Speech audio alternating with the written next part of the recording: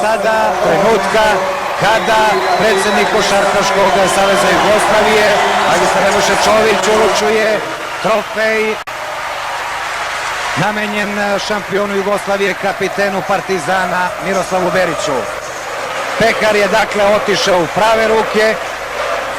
Ipak su u ovom šampionatu crno-beli opravdali da su najkvalitetnija i najbolja ekipa i dakle 8. titula prvaka Jugoslavije košarkaša Partizana.